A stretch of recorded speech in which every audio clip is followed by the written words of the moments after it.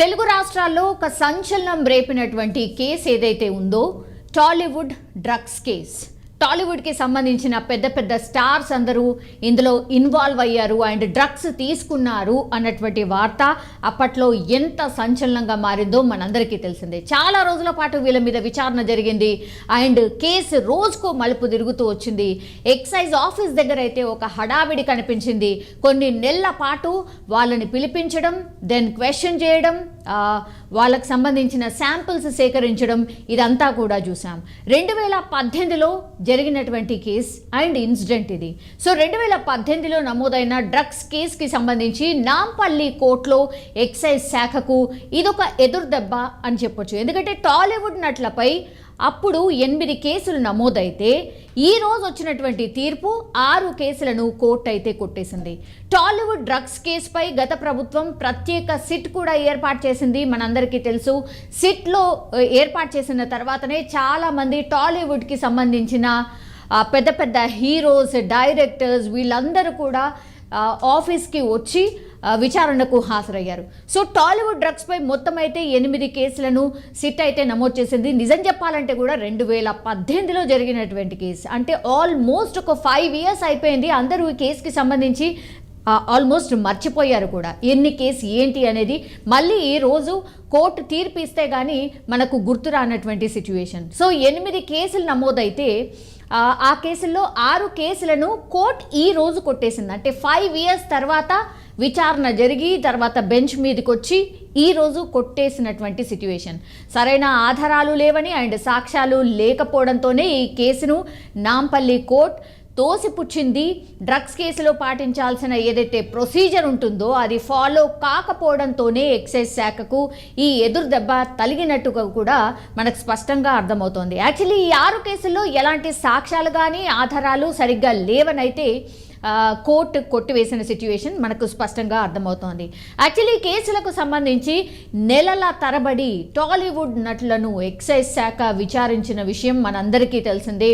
ఒక సినిమా లాగా ఏమంటారు, పొద్దున్న నుంచి ఆఫీస్ ఎప్పుడైతే ఓపెన్ అవుతుందో ఎక్సైజ్ శాఖకు, గవర్నమెంట్కి సంబంధించిన ఆఫీసెస్ ఎప్పుడు ఓపెన్ అవుతాయి 10 to 11 బిట్వీన్లో వాళ్ళు నటులను పిలిపించడం, ఆ తర్వాత సాయంత్రం వరకు విచారణ చేసి ఆ తర్వాత వాళ్ళ ఇంటికి వెళ్ళిపోవడం. ఇది మామూలుగా దాదాపు ఒక 2 నెలల పాటు ఇదే నడిచింది.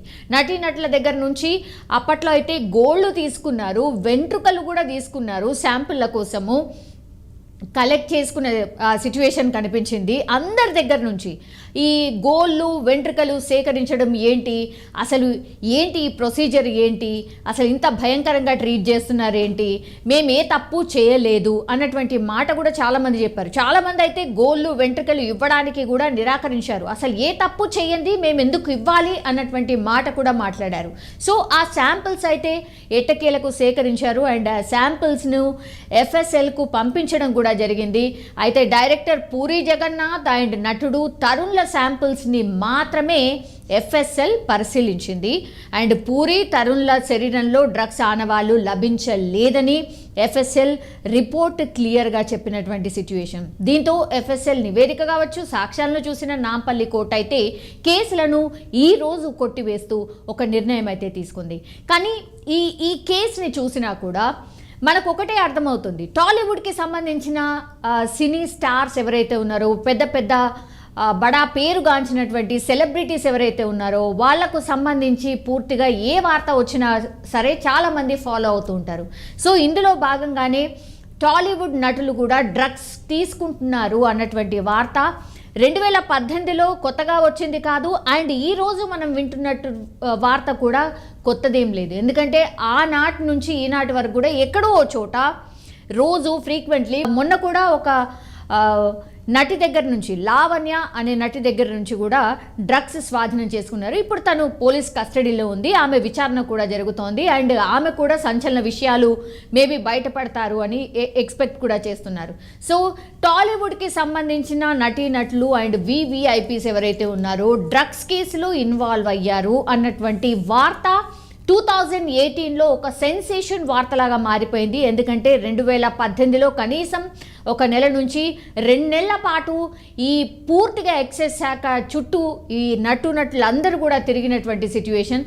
కానీ ఈరోజు వాళ్ళ మీద నమోదు చేసిన 8 కేసెస్ అయితే మొత్తం 6కి 6 కొట్టేసింది. కేవలం ఇంకో 2 కేసులు మాత్రమే పెండింగ్లో ఉన్నాయి. అవి కూడా రేపు మాపో డిసిషన్ వచ్చే ఛాన్సెస్ కనిపిస్తున్నాయి. ఇప్పుడు 8 కేసెస్లో 6 కొట్టేశారు అంటే దిస్ ఇట్ పాయింట్ దట్ ఇంకా 2 కేసులు ఏవైతే ఉన్నాయో అవి కూడా వ్యాలిడిటీ ఉండవు అండ్ రిపోర్ట్స్ అన్ని నార్మల్ వచ్చే ఛాన్సెస్ ఎక్కువగా కనిపిస్తున్నాయి. ఎందుకంటే ఖచ్చితంగా వీళ్ళు డ్రగ్స్ తీసుకున్నారు అని ఎవరి మీద అయితే ఆరోపణలు వచ్చాయో వాళ్ళ మీద ఉన్నటువంటి కేసెసే కోర్టు కొట్టేసినటువంటి సిచ్యువేషన్. ఏవైతే శాంపిల్స్ సేకరించారో వాళ్ళ బాడీలో కానీ ఆర్ గోళ్ళు లేకపోతే వెంట్రుకలు సేకరించి శాంపిల్స్ టెస్ట్ చేస్తే అసలు ఎట్లాంటి డ్రగ్స్ తీసుకోలేదు అని తేల్చేశారు. కాబట్టి ఇంకా మిగతా 2 కేసెస్ ఏవైతే ఉంటాయో వాటిలో కూడా ఏం తేలే అవకాశం లేదు అన్నటువంటి అభిప్రాయం అయితే వినిపిస్తోంది. కానీ డ్రగ్స్ అనే మాట వినగానే టాలీవుడ్కి సంబంధించి ఎందుకు వస్తుందో, మరి సినీ స్టార్స్కే ఎందుకు ఇట్లా డ్రగ్స్ అనే వార్త వినగానే వాళ్ళే తీసుకున్నారు అన్నటువంటి వార్త ఇంకెన్ని నాళ్ళు వినాలో అర్థం కాని సిచ్యువేషన్. కానీ 2018లో నమోదైనటువంటి కేసు ఈరోజు తీర్పిచ్చింది. సో 8 కేసెస్ నుంచి 6 కేసులు అయితే కొట్టేశారు. ఇంకో 2 కేసులు పెండింగ్లో ఉన్నాయి. మరి ఆ డిసిషన్ ఎప్పుడు వస్తుందో వేచి చూడాల్సిందే.